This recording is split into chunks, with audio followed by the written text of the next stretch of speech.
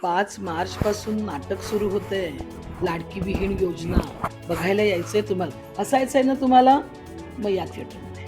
आणि निर्मितीताईंबरोबर विनोदी काम करणं म्हणजे आमच्यासाठी नेहमी पर्वणीच असते. नमस्कार, मी सुनील जाधव. मी ह्यात प्रभाकर मिठबावकर हे पात्र साकारतोय. मी ह्याच्यामध्ये प्रभावती मिठबावकर हे कॅरेक्टर करते. तर लाडकी विहीण योजना हे नाव ऐकल्यानंतर सगळ्यांना असं वाटेल की अरे त्या योजनेशी काही याचा संबंध आहे का? शासनाची नव्हे तर ही आहे सावंतांची योजना. हसवायला येत आहे मराठी रसिक जना.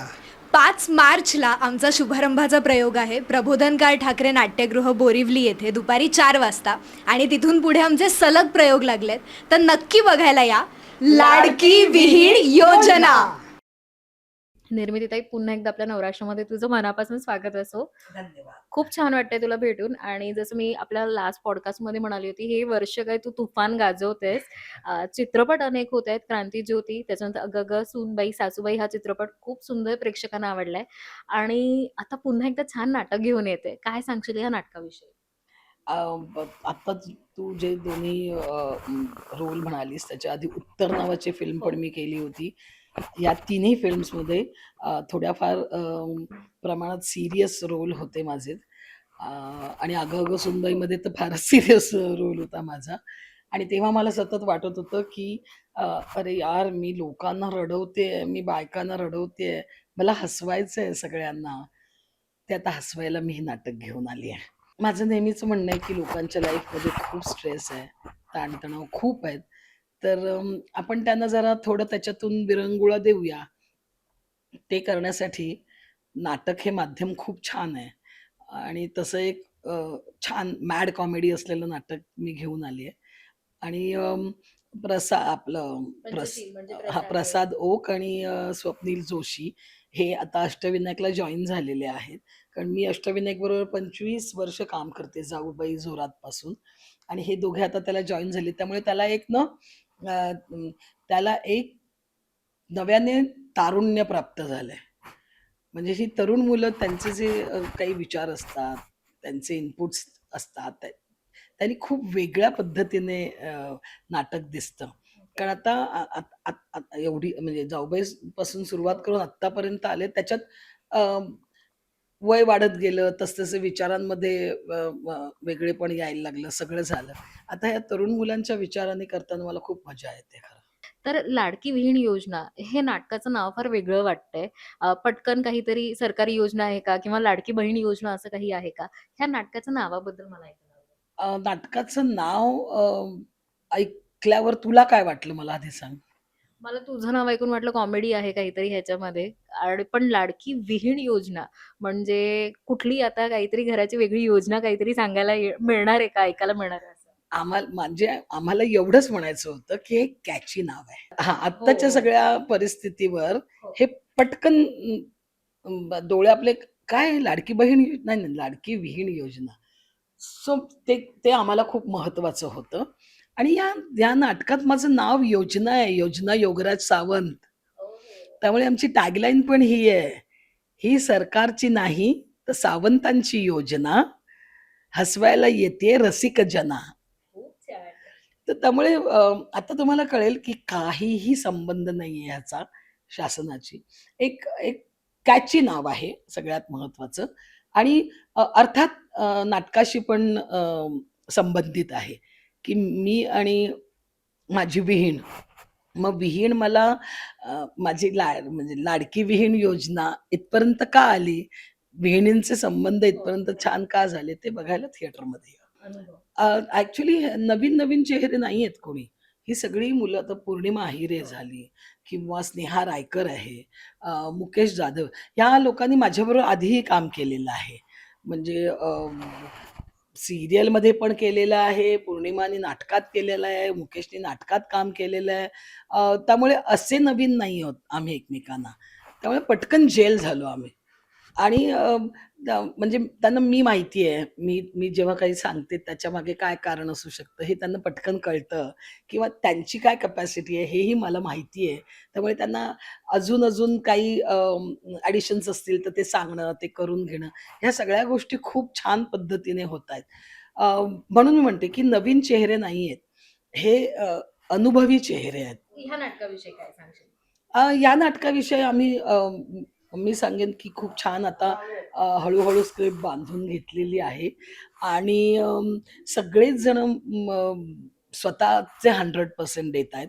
त्यामुळे एक गोळीबंद नाटक बघायला मिळेल एवढं नक्की. 5 मार्चपासून नाटक सुरू होतंय. लाडकी विहीण योजना बघायला यायचंय तुम्हाला, हसायचंय ना तुम्हाला, मग या थिएटरमध्ये. हे नाटक म्हणजे फुल धमाल, non political comedy. Non political comedy. Correct. बरेच जणांना असं वाटतं. मी ह्याच्यामध्ये प्रभावती मिठभावकर हे कॅरेक्टर करते, जी निर्मितीताईंची विहीण आहे. आणि ते कॅरेक्टर काय आहे हे येऊनच बघा. मी त्याबद्दल काही विशेष सांगणार नाही. मी ह्या नाटकात स्नेहल मिठबावकर हा रोल करते आणि एक गोड कोकणातली फॅमिली आहे त्याच्यातला मी एक भाग आहे आणि ह्या नाटकात बरेच विनोदी कलाकार आहेत, दिग्गज कलाकार आहेत, त्याच्यातला एक छोटासा हिस्सा म्हणून मी ह्या नाटकात आहे. नमस्कार, मी सुनील जाधव. मी ह्यात प्रभाकर मिठबावकर हे पात्र साकारतोय. ही माझी मुलगी, जी निर्मितीताईंची सून आहे आणि हे सगळे आमच्या वाड्यात आलेले आहेत आणि ज्या वाड्यात आल्यानंतर जी काही गंमत होते ती प्रत्यक्ष बघाच. सॉरी, पण मगाशी थांबवण्याचा मुद्दा एवढाच होता की माझ्या डोक्यात जे आलं ते मी बोलू शकत नाहीये आत्ता, कारण नाटकाबद्दल आम्ही काही रिव्हील करू शकत नाही आहोत, म्हणून I had to skip. Sorry. अगं नाही नाही नाही नाही नाही नाही नाही नाही. हा. या नाटकात त्याचा काही संबंध नाही. नमस्कार, मी पौर्णिमा हिरे केंडे. मी या नाटकात ताया आत्तेचा रोल करते. हा, एक- आता या नाटकानंतर सगळेजण त्यांना ताया म्हणतील. ताया शाळा म्हणतील. अम्मा बरोबर आहे. मला माझ्या कॅरेक्टरने ओळखलं तर मला वाटतं की माझं कॅरेक्टर तिथपर्यंत पोहोचेल. वा वा. धन्यवाद. नमस्कार, मी मुकेश जाधव आणि आमच्या लाडकी विहीण योजना या नॉन पॉलिटिकल मॅड कॉमेडी नाटकामध्ये मी नाना ही व्यक्तिरेखा करतोय. नाना हा नाना आहे. नाही, छान आहे तो, उगाच हे नावं ठेवत असतात. आणि मस्त कॅरेक्टर आहे, धमाल कॅरेक्टर आहे, विनोदी आहे आणि निर्मितीताईंबरोबर विनोदी काम करणं म्हणजे आमच्यासाठी नेहमी पर्वणीच असते आणि ती मला संधी बरेच दिवसांनी मिळाली आहे, त्याच्यामुळे फार खुश आहे. पुढचं अधोक्षज बोलेल. नमस्कार, नवभारतच्या सगळ्या मायबाप रसिक प्रेक्षकांना नमस्कार. मी अधोक्षज कराडे. लाडकी विहीण योजना या नाटकामध्ये मी दीपराज सावंत ही भूमिका करतोय. आणि जसं आता स्नेहाताई किंवा मुकेश सगळेच जण म्हणाले की कुठल्याही कलाकृतीचं नाव आधी ऐकल्यानंतर आपण त्याला कुठल्या ना कुठल्या गोष्टीशी रिलेट करतो. तर लाडकी विहीण योजना हे नाव ऐकल्यानंतर सगळ्यांना असं वाटेल की अरे त्या योजनेशी काही याचा नाही. संबंध आहे का? तर तसा अजिबात संबंध नाही. ही नॉन पॉलिटिकल धमाल कॉमेडी असं नाटक आहे. आणि या नाटकामध्ये ज्या प्रमुख भूमिकेमध्ये आहेत योजना म्हणजेच निर्मितीताई, त्यांच्या मुलाचं मी काम करतोय. आणि मी आणि माझी आई म्हणजे ही माझी बायको, मिठबावकर घराण्यातली ही माझी बायको, आम्ही पहिल्यांदा या वाड्यामध्ये आलेलो आहोत. आणि मला आणि माझ्या आईला म्हणजे निर्मितीताईला हा वाडा हे सगळं हे नवीन आहे. आणि ह्या वाड्यामध्ये आल्यानंतर विशेषतः निर्मितीताईंना म्हणजे योजनाला आणि मला जे काही नवीन काही काही वेगवेगळ्या प्रकारे दिसतं, पण ते काय घडतं आणि त्याच्यातून जी काही विनोद निर्मिती होते हे ते नाटक आहे. आणि ते नाटक म्हणजे जसं आम्ही म्हणाल तसं आम्ही जास्त अजून काही सांगू शकत नाही. ते मायबाप रसिक प्रेक्षकांना येत्या 5 मार्चपासून कळणारच आहे. तर आम्ही सगळ्या आमच्या संघातर्फे विनंती करतो की तुमच्या जवळच्या नाट्यगृहात लवकरात लवकर या. तिकिटाचं बुकिंग ऑलरेडी सुरू झालेलं आहे. बुक माय शोवर, तिकीट खिडकीवर आता लवकरच सुरू होणार आहे. तर विनंती करतो की लवकरात लवकर तुमची तिकीटं बुक करा आणि 5 मार्चपासून आपल्या जवळच्या नाट्यगृहात नक्की बघा लाडकी विहीण योजना. नॉन पॉलिटिकल कौटुंबिक जिव्हाळ्याचं विनोदी नाटक. असं आहे. मी सुरुवात करतो. कारण निर्मितीताईंबरोबर मी सिनेमातून कामं केली होती, पण स्टेज म्हणजे नाटक पहिल्यांदाच करतो त्यांच्यावर. तर थोडंसं एक दडपण होतं, पण ते दडपण मला वाटतं पहिल्या भेटीतच क्लिअर झालं. कारण ते ज्या पद्धतीने आपलंसं करून घेतात समोरच्या व्यक्तीला, ते खूप छान होतं. आणि बिहाइंड द सीन सांगायचं तर ही आमची ताया नाटकात मला थोडंसं गंभीर पात्र असल्यामुळे मी शांतपणे असा गंभीर चेहरा करून उभा होतो. पण ही जेव्हा येते स्टेजवर, तिची एंट्री होते, तेव्हा मला सहन होते, मी हसतोच. म्हणजे मला कॅरेक्टर सोडून ते हसावं लागतं, ते खूप कंट्रोल करावा लागतो. आणि असे बरेच म्हणजे नानाचं कॅरेक्टर जो करतोय आमचा मुकेश, हा पण खूप जुना परिचित आहे, पण मी पहिल्यांदा काम करतोय. त्याच्याकडूनही खूप शिकायला मिळालं. खूप मस्त करतो तो आणि निर्मितीबद्दल काय सांगावं. आणि माझ्याबद्दलच सांगते, कारण हे सगळे सगळे पहिल्यापासून आले होते आणि मी थोडी उशिरा आले. धावत्या ट्रेनमध्ये चढली. आणि त्यामुळे मला काही वाटलं मी करणार. पण नंतर आल्यावर कळलं की खूप कठीण आहे हे सगळं. पण मी कोणाचंही न ऐकता स्वतःचा हुशारी करत होते आणि हे बिचारे मला खूप सांभाळून प्रेमानं घेत होते, कारण हे मला ओळखत असल्यामुळे. पण मला आता आता कळतं की नाही, हेच बरोबर आहे. मी मी मी हिचा एक किस्सा सांगू इच्छितो. ही येणार होती, म्हणजे मगाशी म्हटल्याप्रमाणे ही चालत्या ट्रेनमध्ये चढलेली आहे. भाषेचा दांडा पकडत होती. चालत्या ट्रेनमध्ये चढलेली आहे ही. आणि ज्या दिवशी ही येणार होती त्या दिवशी राजेश सर थोडे उशिरा येणार होते आणि सरांनी मला कॉल केला, म्हणाले ती येते हां, तिच्याकडून जरासं करून घे. म्हटलं ओके सर, मी असं करून घेतो.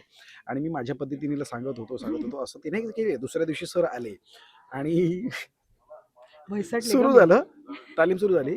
तर राजेश सर जे या नाटकाचे दिग्दर्शक आहेत, त्यांनी हिला सांगितलं, नाही तू असं कर. नाही नाही, हे असं आहे.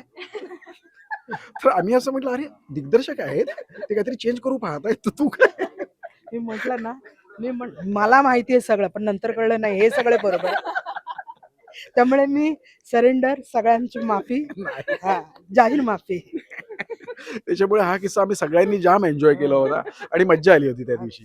म्हणजे तेच ती म्हणाली ना, थोडक्यात काय झालं, ती उशिरा आल्यामुळे आम्हाला वाचल्यामुळे माहिती होतं काय काय, तर आम्ही तिला सांगायला अगं हे असं आहे. नाही असं असं नाही, असं नाही नाही नाही नाही काय आहे, आधीच्या एका नाटकामध्ये त्यांचं पात्र जे होतं आम्मा, म्हणजे प्रशांत दामले सरांसोबत एक सारखं काहीतरी होते नावाचं त्यांनी नाटक केलं होतं. त्याच्यामध्ये त्यांचं आम्मा नावाचं पात्र होतं. ते लोकांना, प्रेक्षकांना खूप आवडलं. त्याच्यामुळे तेव्हापासून आम्ही त्यांना आम्माच म्हणतो. तर त्याच्यामुळे ते त्यांचं नावच पडलं आम्हा. आता ह्या नाटकामध्ये त्यांचं ताया आत्या हे कॅरेक्टर आहे. आता ते सुद्धा प्रेक्षकांना तितकंच आवडणार आहे. त्याच्यानंतर आम्ही त्यांना ताया म्हणणार आहोत. ताया आत्या म्हणायला सुरुवात करणार आहोत. मी खूप वर्षांपूर्वी करत होते प्रायोगिक नाटक. त्याच्यानंतर मग एक गॅप आला लग्नानंतर आणि नंतर मी जेव्हा पुन्हा आले, तेव्हा मग serials, Marathi films, Hindi serials ह्यामध्येच मी एवढी बिझी होते आणि मला असं वाटत होतं, की मला नाटक करायचंय. पण ते काही योग जुळून येत नव्हता. आणि आता हा असा योग जुळून आला, म्हणजे माझं हे पहिलं व्यावसायिक नाटक आहे आणि त्यात अष्टविनायक सारखी निर्मिती संस्था, त्यात प्रसाद आणि स्वप्नील इथे जॉईन झालेले आहेत. कारण मी सगळ्यांबरोबर सीरियलमध्ये, फिल्म्समध्ये आर्टिस्ट, को ॲक्टर म्हणून काम केलेलं आहे. पण नाटकामध्ये आता ते प्रोड्युसर म्हणून आलेत आणि ह्या सगळ्यांबरोबर हिच्याबरोबर मी काम केलेलं आहे. बाकी अधोक्षज मुकेश, सिद्धी आणि सुनील ह्यांच्याबरोबर मी पहिल्यांदाच काम करतेय. म्हणजे आम्ही आतापर्यंत कुठेच काम केलं नाहीये. हिच्याबरोबर मी फिल्म्समध्ये, सीरियल्समध्ये काम केलेलं आहे. निर्मितीताईंबरोबर सुद्धा मी काम केलेलं आहे आणि इनफॅक्ट आम्ही एक सीरियल केली होती. त्यात आम्ही विहिणी होतो दोघी जणी आणि हो, हो, त्यात ती विहीण होतो आणि आता आम्ही ती पण ह्यांचीच होती. राजेश आणि निर्मितीताई ह्यांचीच सीरियल होती 1760 सासूबाई म्हणून. आणि त्याच्यानंतर मी आता ह्या नाटकामध्ये खूप योगायोगाने आले. खरंच माझं भाग्य समजेन मी. म्हणजे एक ठरलेलं असतं, की तुम्ही तिकडे पोहोचणार, तुम्ही हे प्रोजेक्ट करणार. तसंच घडलं अगदी माझ्या बाबतीत आणि मी या नाटकामध्ये आले आणि कमाल कॅरेक्टर आहे. म्हणजे पहिल्याच नाटकात मला एवढं छान काम करायला मिळतंय, एवढा छान रोल मिळालाय. मी खूप आनंदी आहे. म्हणजे एक स्वप्नपूर्ती आहे माझी हे नाटक म्हणजे आणि त्याबद्दल मी सगळ्यांचे थँक्स टू गॉड देवाचे खूप खूप आभार मानते मी. माझी एक नाटकाबद्दलची आठवण म्हणजे माझं पहिलं जे नाटक होतं, सारखं काहीतरी होतंय, तेव्हा अम्मा, पौर्णिमाताई माझ्यासोबत होती आणि रिहर्सलपासून ती त्या नाटकाची प्रोसेस आणि ह्या नाटकात सुद्धा तिचं रिहर्सलपासून असणं, हे एक फॅमिली मेंबर असताना जसं वाटतं, तसं एक फिलिंग आहे. त्यामुळे नाटक जवळचं आहेच, पण त्याबरोबर जोडली गेलेली माणसं सुद्धा जेव्हा परत काम करायला मिळतं त्यांच्याबरोबर, तेव्हा it's a different feeling all together. So yes, ती एक आता मेमरी नवीन बनणार आहे ह्या नाटकाच्या प्रयोगांगणे. सो या.